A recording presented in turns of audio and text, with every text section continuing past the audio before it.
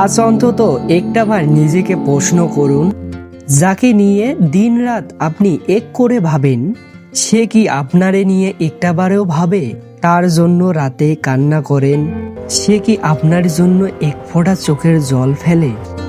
সে কিন্তু ঠিকই জানতো আপনাকে ছাড়া সে কতটা অসহায়, তাও সে আপনাকে নিমিষেই ভুলে গেছে।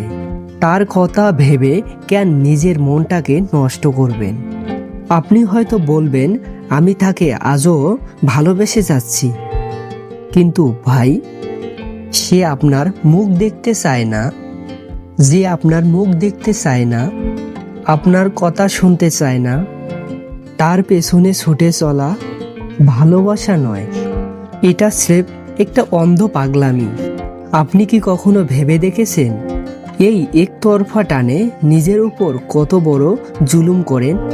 আমরা মনে করি শুধু আত্মহত্যা করলেই বুঝি পাপ হয়, কিন্তু অবহেলা পাওয়ার পরেও কারো পেছনে পড়ে থেকে নিজের শরীর মনকে তিলে তিলে নষ্ট করে দেওয়া, এটাও কি পাপ নয়?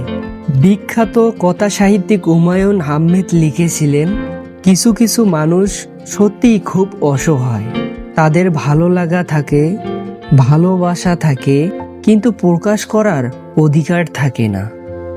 বিখ্যাত রবীন্দ্রনাথ ঠাকুর বলেছিলেন, যে তোমারে ভালোবাসে না তার দরজায় আঘাত করা বন্ধ করো, কারণ ভিক্ষা পেয়ে প্রেম মেলে না, মেলে কেবল অবহেলা। একটাবার খোঁজ নিয়ে দেখুন তো, সে আজ আপনারে ছাড়া কতটা সুখে আছে, কতটা হাসি মুখে দিন কাটাচ্ছে। সে যদি আপনাকে ছাড়া চলতে পারে, তবে আপনি কেন থমকে দাঁড়াবেন? ডাব্লিউ.বি. ইয়েটস একটা কথা বলেছিলেন, ভালোবাসা যদি সম্মান দেয়, তবে সেই ভালোবাসা সুন্দর, খাঁচা ছাড়া আর কিছুই নয়। অন্যের পেছনে ছুটে নিজেকে শ্রেষ্ঠ করা বন্ধ করুন। পৃথিবীর বুকে আপনার সবচেয়ে বড় আপন আপনার নিজের মন আর আত্মসম্মান। সে আপনাকে মূল্য দেয়, কেবল তাকেই মূল্য দিন। অবহেলার কাজে নিজেকে আর সস্তা প্রমাণ করবেন না।